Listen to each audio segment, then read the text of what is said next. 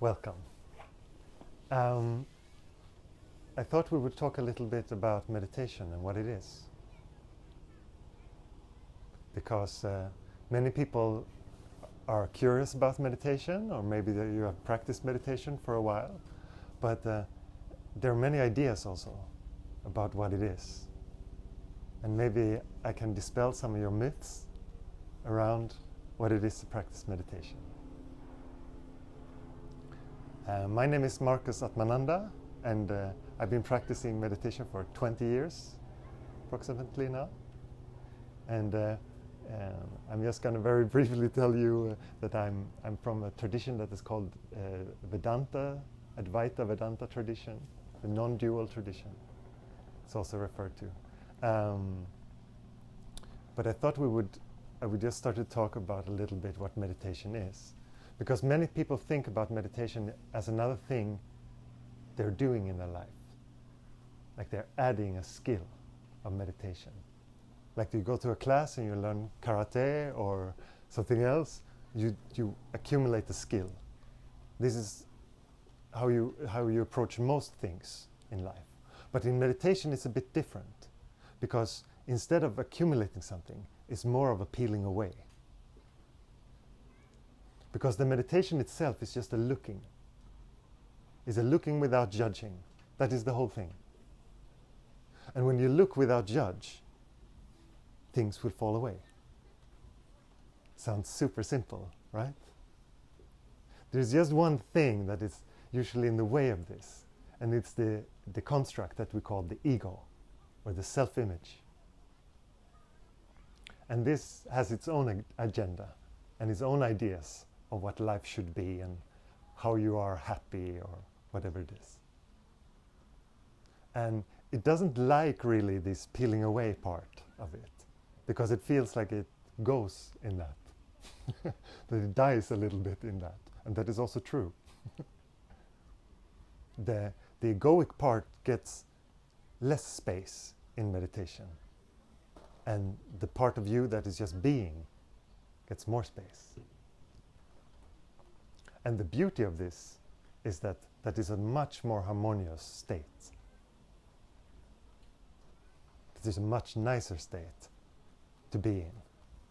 Because when there's spaciousness, as you know in your life, when you feel spaciousness and everything feels possible, and it feels like there's a lot of space inside of you. And the opposite you also felt when it feels like the world is very small and the walls are closing in. You also had this feeling. That is when you're very identified with the egoic part of your mind. So meditation is an exploration. It's a way to peel away the ego, you could say. And to see through it. And this is a very important point, because the egoic mind is not real. Most of us approach it as it has some kind of reality to it. Whatever the mind says, if the mind says, this is a good day, then you take it face value. It's a good day today. And if the mind says, this is a bad day, then it feels heavy.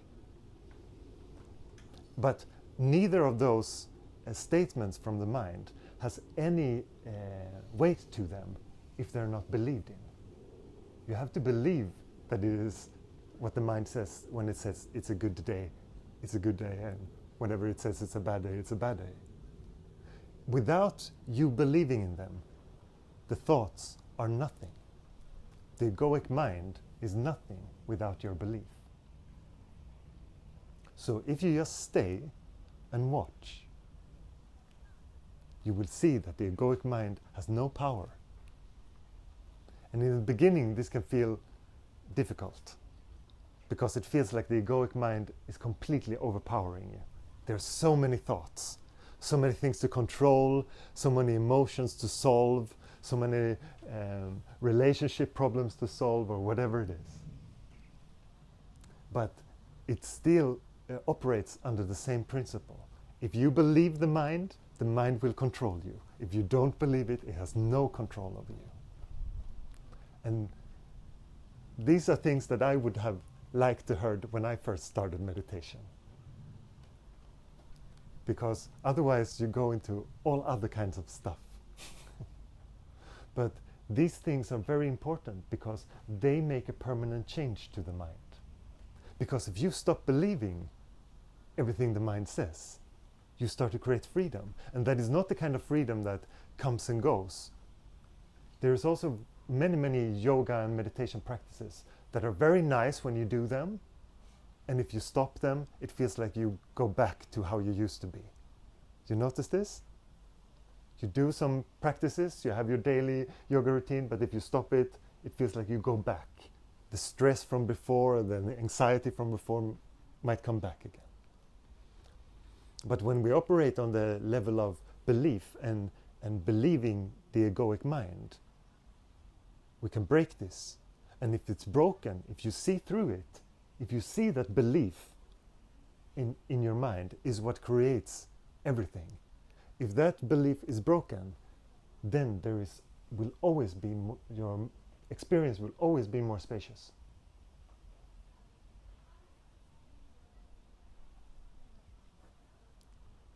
And I know that there are many ideas also on how the meditation should be perceived. That if you start your meditation, you should be progressively better. Like you're more and more harmonious. And in this last image, you will be like the people you always see when they talk about meditation. There are people in white who are at the beach, very peaceful. But this is not so much how the practical part of meditation is. It is much more that you meet your fears and all the ugly stuff that's inside of you, and that would start to come out, especially if you start to feel more balanced and more harmonious on the surface. Then the crap will come up. And then you will say, my meditation is now terrible. This is not what I signed up for. I signed up for the white-dressed people on the beach. I don't want this. This is all the old bad stuff that I didn't want to confront that's coming up. And when that happens, watch it. Don't judge it. Let it go. And the process can continue. And this is what the meditation will be. Very much of old stuff coming out. But the more you look and the more you get to know yourself in it, the easier your world will be. Because you will not be scared by other people's emotions. Because you have looked at those emotions yourself and accepted them. So someone comes to you and they're very sad. You don't get scared by their sadness. You can just be with them and you can understand their sadness. And you don't have to pity them because that is not what they need. You're just there. Because you understand that that is what you would need if their sadness comes. Just to stay with it, accept it fully and allow it. So on the path you will also be more and more mature with how you react to your emotions. And you will also notice that the world is not external. And when I say that, I mean that many people view the world as things come from the world and happens to them. They get victims of situations.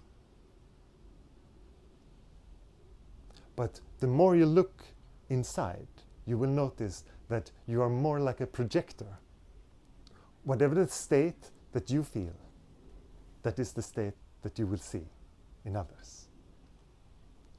So even if you would meet someone and they will behave in a terrible way, you can still love them.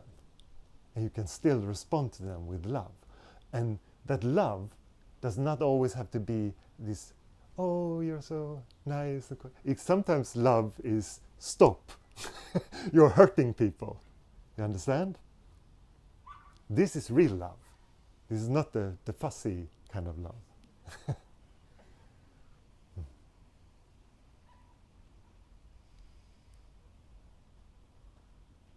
But I thought that we would also, so that you have a sense of the practical aspect of it, because I assume that you came here because you're curious about meditation in some way. Yes.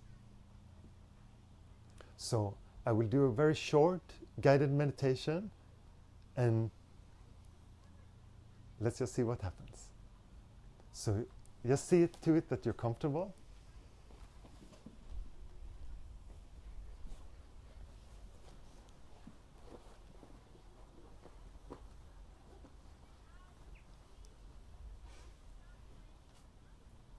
And close your eyes if you're comfortable with that.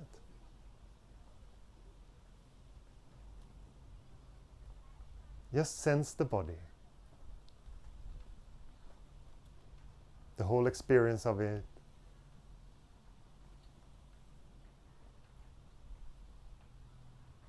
If it feels comfortable or uncomfortable, doesn't matter.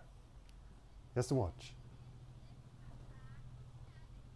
Just allow everything to be fresh.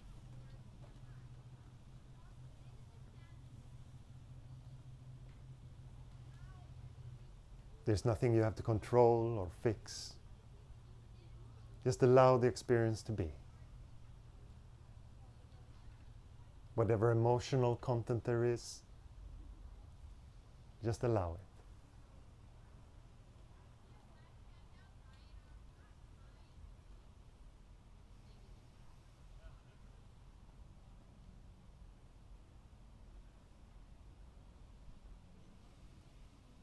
Completely alert.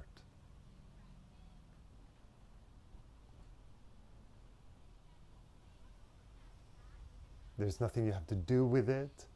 Just watch. Watch the thoughts coming.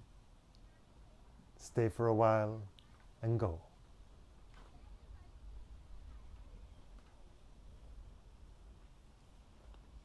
Watch the experience of the body, its changefulness.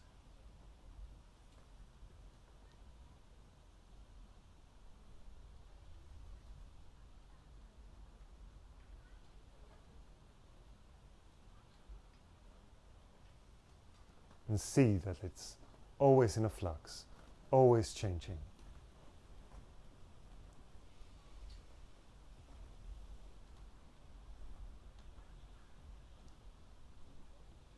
There is nothing in the experience that is static except for the witness of the experience, except for you.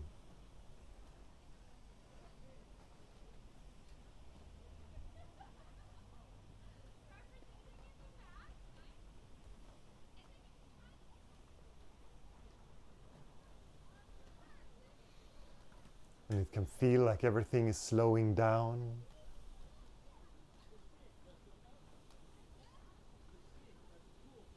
Just allow this sense of slowing down. Completely aware of the body. Completely aware of the mind. No need to analyze, no need to fix, no need to control, no need to measure, just look.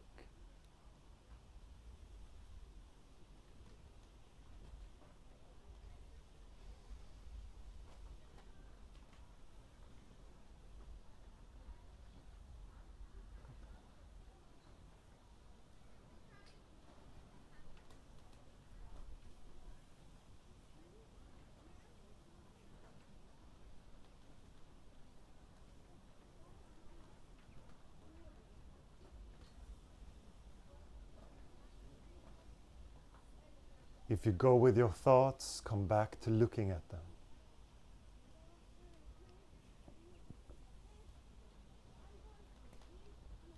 There is no thought that is that important right now. Just look at all of them, whatever they say.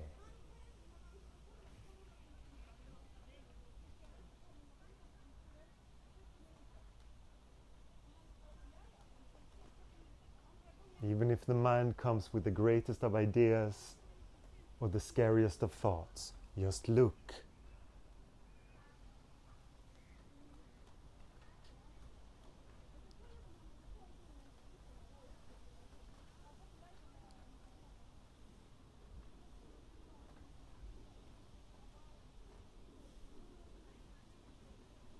Just stay as the alertness.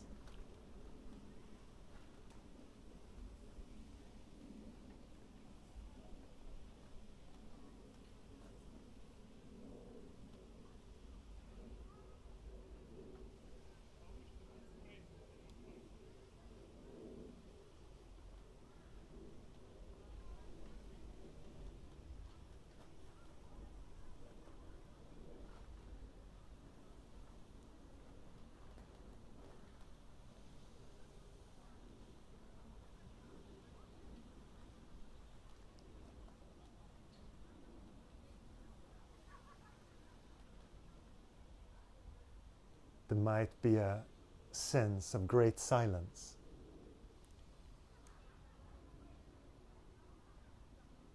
Great spaciousness.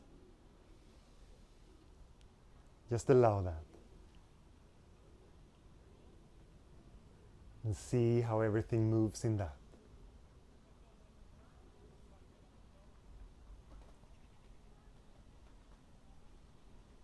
How thoughts come from this silence, says a few things, and returns to the silence.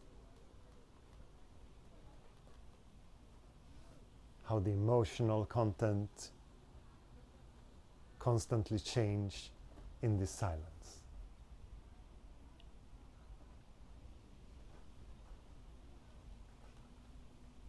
Just notice.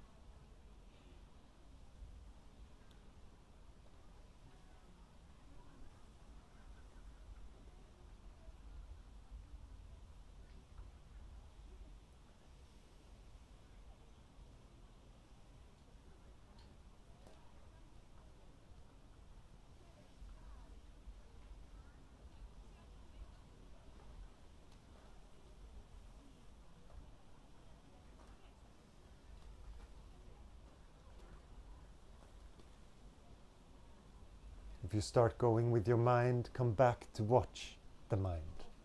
Be aware of thoughts. And you will notice that there is a space between the one who notices a thought and the thought.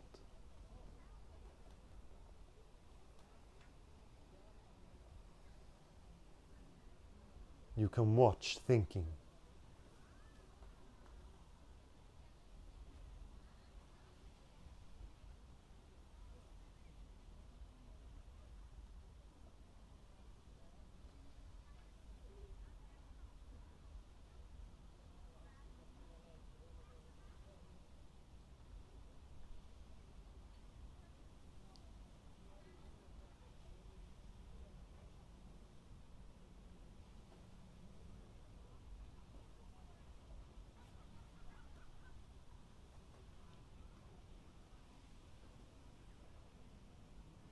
And if there is any resistance or anything, just watch it.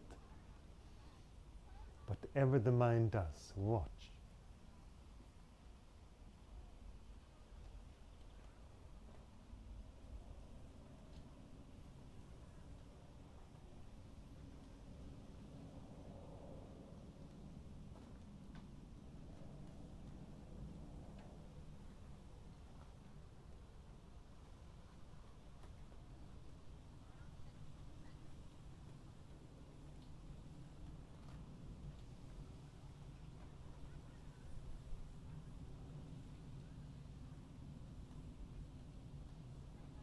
And then if you notice that you start getting tense, relax the body.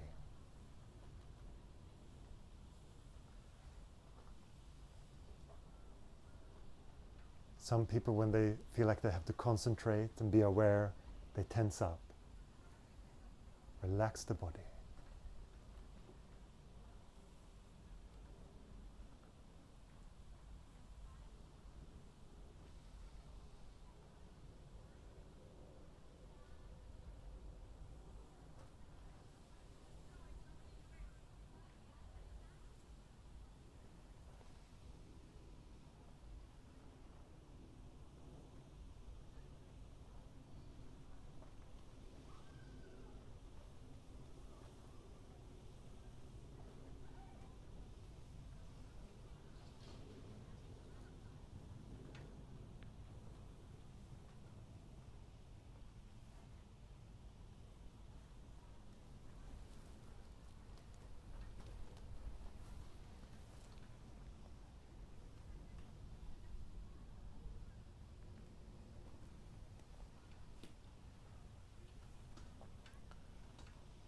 And you can very gently and slowly open your eyes.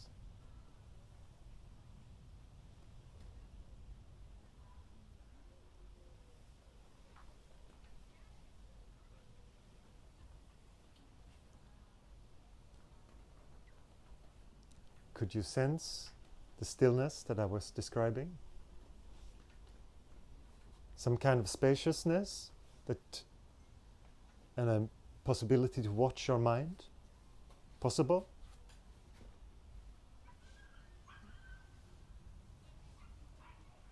You can watch the experience of the body.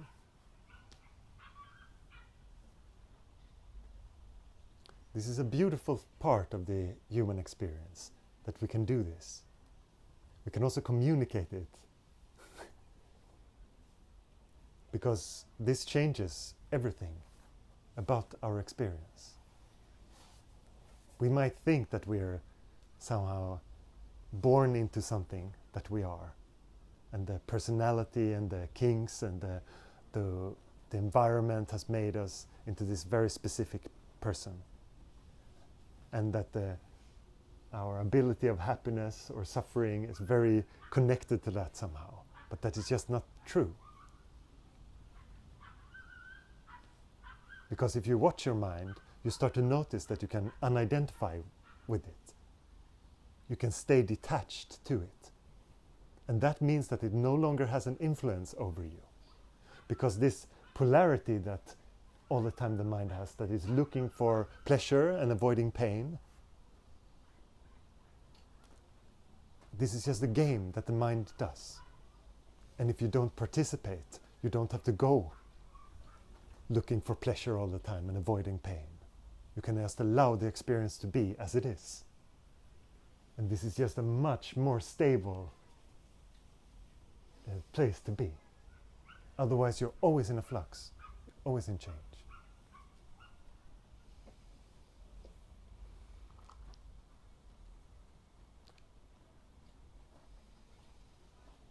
So watching the mind is very, very important in this.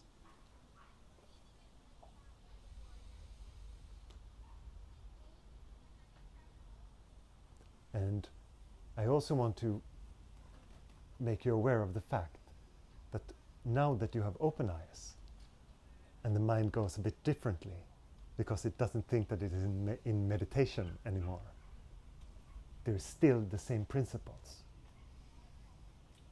Notice now that you can still notice your mind. You can still notice the experience of the body. Right?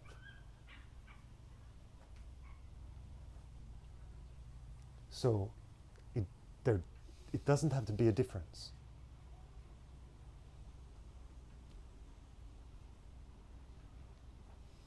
Because we can also get so fixed with the idea of, for my meditation to work, I have to sit in a specific position, I have to have my candles and my incense and a very quiet atmosphere or whatever it is. But notice if you can watch the mind when you're agitated, when you're late for work, whenever, because that will break the mind's patterns. Otherwise, you will always just feel harmonious when there is the correct setting for feeling harmonious. But that is not really a great way. The greatest way is to look at it, whatever happens, to allow all the ugly things to be there as well. When you're stressed out, be aware of the mind. Look at the mind. When you're fighting with your partner, look at the mind. Do it when it's also uncomfortable, and you will see the benefits go into everything. Because if you don't identify with it, you will sense a great stability and a great freedom that is underlying it all. And it is this silence that all of you could notice. Because that silence is you. You have the idea that you are your thoughts, your body, and the emotions. But you will notice if you watch that if it's watchable, then you cannot be it. How can you be your thoughts if you can watch your thoughts? Then it must be different from you. And this is the whole thing with detachment. If you can watch it, you can notice that you don't have to identify with it. This is freedom. And this is not a freedom that comes and goes. It's not a trick. It's not a thing that you turn on or off. This is just your experience and how it is. And you don't have to believe me. I'm much happier if you don't believe me and you experiment and you explore it and you say, I want to look, I want to see what it is. What is this? Because the mind can believe it, and that can be nice, but it doesn't make much difference. When it is your experience, it starts to make a big difference. The mind is great at many things. It's great at all the things that has to do with measuring, very, very good at practical things, construction or mathematics, these kind of things. The mind is great at those things. But in telling us who we are, it's doing a very poor job of that. Because it cannot really reach into that realm. Because we are in the realm of beingness. We are in the realm of the now. We're not in a realm of thought. That is just an experience that we're having. Can you follow me in this? So explore it. See what it is. And see what you are. Don't just believe I'm prior to thought. See, watch and see that you are prior to thought. You don't have to believe that you're prior to emotions. Watch. This alertness and this watchfulness makes all the difference. And it doesn't matter what religion you're part of or whatever your spiritual practice is. If this works, it works.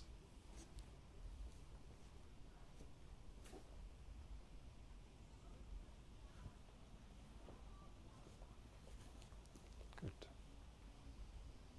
Did you have a question?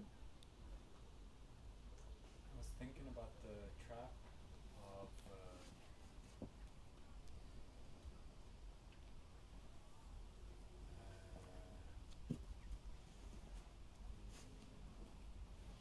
like when you sit in meditation and then you're expecting silence.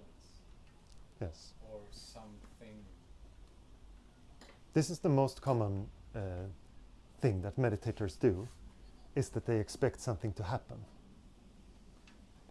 But it's much more useful to look at your meditation as an exploration, that you don't know what will happen.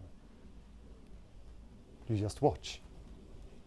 And if you notice that there is a subtle sense in you, a subtle attitude of expectations, let it go. But for most people, then they start to watch their mind, and it seems like chaos in the beginning, complete chaos. That the thoughts just come and emotions just come in different ways, and very common is that when you start your meditation, you feel like it becomes more chaotic because you start to get aware of how chaotic it is. But after a while, you will notice the repetition of the thoughts, that is very much the same patterns, and maybe some of them will subside, and also the repetition emotionally, and some of those things will subside. And when it gets more still, you will also start to notice that you have attitudes, you have longings. You can have a longing for something to happen in your meditation. For example, if you had a very nice sitting last day, and today you're hoping for the same experience again. Oh, this nice, beautiful meditation is going to come again. And with your expectation, of course, it will completely be with this absence, and it will be terrible, and your body will hurt, and your knees and your back will hurt that time. That's all you think about. And then the day after that, you think again, maybe today it would be as great as 2 days ago. And you sit there and you imagine this, and it's still quite uncomfortable. And then on the third day you say, okay, I give up. It's not going to be that nice again. And then it goes and the meditation is really nice. So this is like a very, very common cycle of meditators, that they're looking for something. And if you see these kind of patterns, see that you're invested in looking for something to happen. And if you notice that, see if it's possible to let it be, to just withdraw that and just allow the experience to be as it is.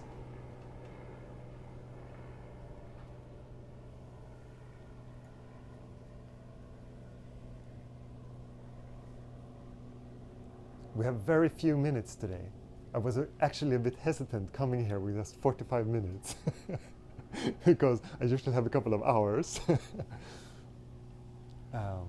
But please, if you have a question about anything, if you feel like something that we're talking about here feels like, yes, it sounds nice, but for me it's like this and this, or I feel this obstacle or that obstacle, please, if you feel like you can just let that out, that is a great thing for you to do. Then we can just remove one obstacle quickly. I made a lot of detours in my meditation practice. So I'm very good at talking to people about their detours. And I try to give you what I wish that I heard when I started with meditation. Because in many traditions it's so much about the techniques and very little about what is meditation. Maybe you noticed this. They talk about watch your breath in this way, or move through the chakras and along the spine and breathe like this and do this mudra and whatever it is. But the most important thing is to understand what is meditation. Is it really a thing that you get better at? Or is it just peeling away of the ego?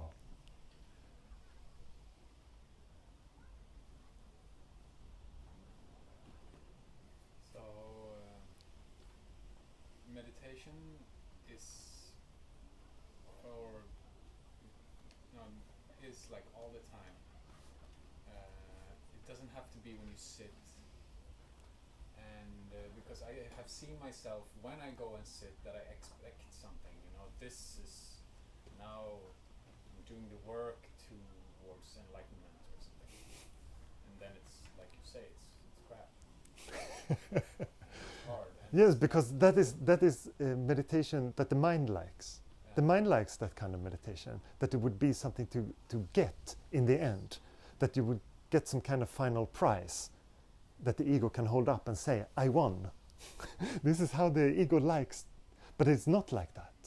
It is like that you explore and that you notice that you're none of the things that you thought you were. And all of the things that the ego is looking for is false. This is what you find. But it's a great relief. It's not a sadness that there is just, it's mainly emptiness, this silence. It's a beautiful silence. It's so spacious. There is so much peace. This is the same in everything, right?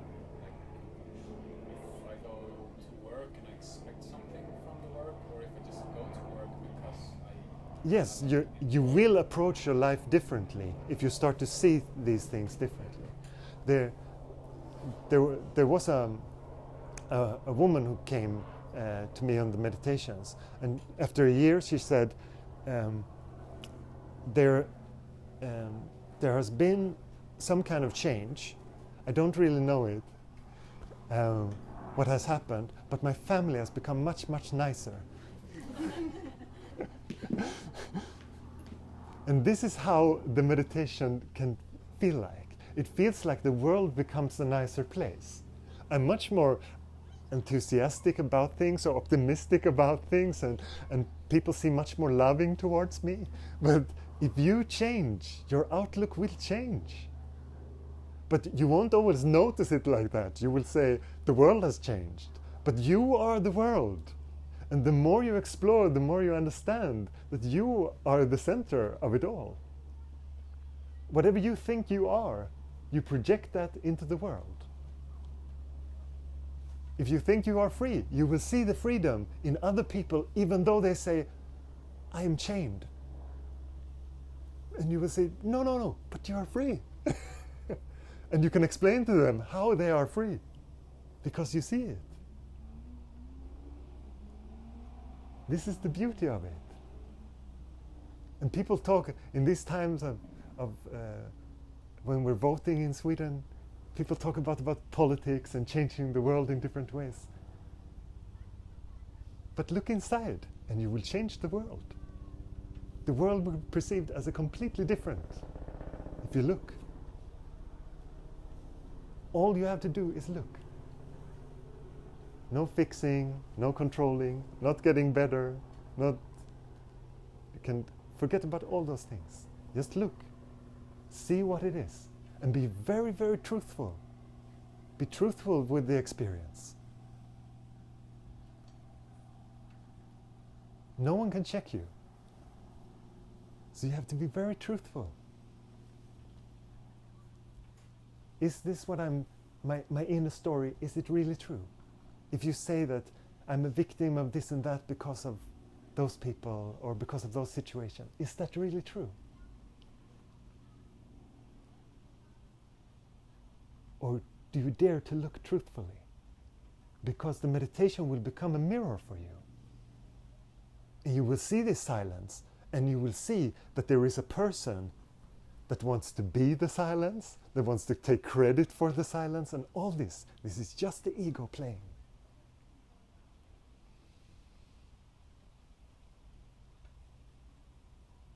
You're all spaciousness.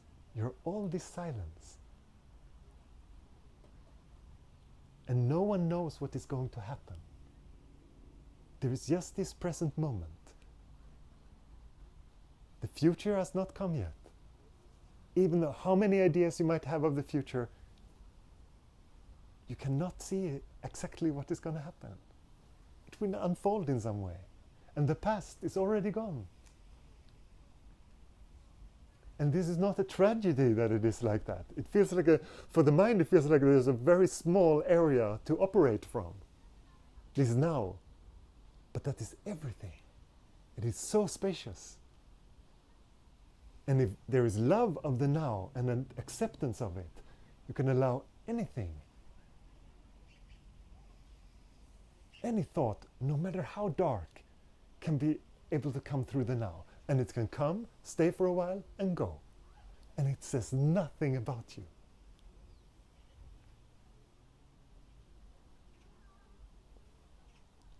And now you might think, I bought all those self-help books that I have my shelves at home filled with. What am I going to do with those? You're going to think.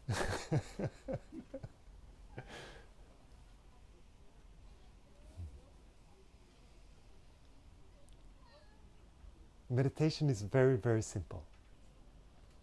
It's just being. It's just being. But the mind is very, very complex. The egoic mind is very complex, and it's going to fight to stay. Because it has been put on a throne, and it's been called king. The egoic mind, in most people's head, are the king. Because whatever that mind says, that is what the rule is. And when you start to swap these places, and you start to feel, I am the servant now, but I should sit on the throne. It's better if beingness is on the throne and the mind is the servant. And you want to swap those places. Of course the mind will resist. It's given all the privileges of beingness. And with meditation you will take it away from the mind. You will take it away from the ego. So it will resist. It will scare you.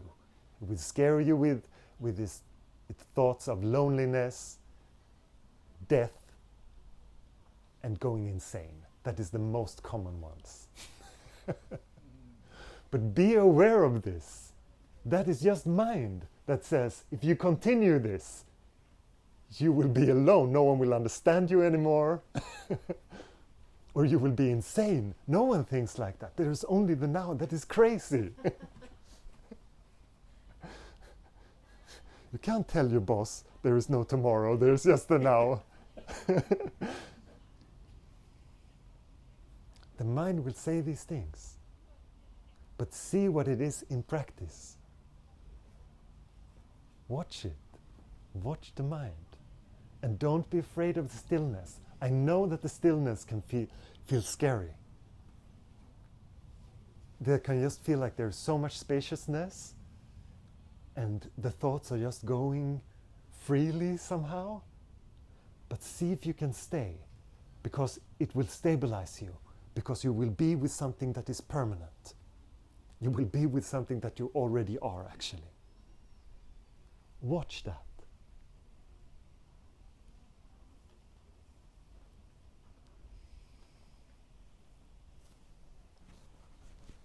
Is it time for your class? Not yet. Not yet. Not yet. Oh, but it's, I think it says almost 2 minutes. That's in the future. Yes, but you have to respect people's time and you have to respect appointments. It's not about that. It's not that we cannot plan anything, but it is not real in that sense. Johanna's class that is starting in 20 minutes is not real yet. It will be experienced in 20 minutes. So we give so much importance to the future, especially the future, I think. But it's not here yet. And most people put so little attention on the now. This is all there is. This is all you have. All the other things, they come and go.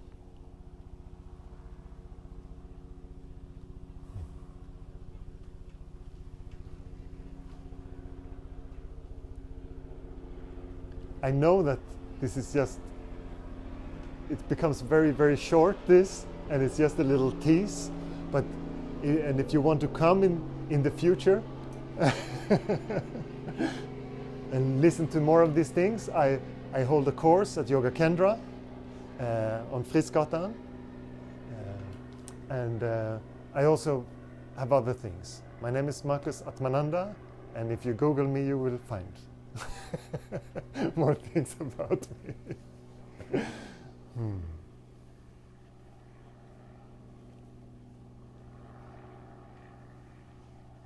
So wonderful. See all of you.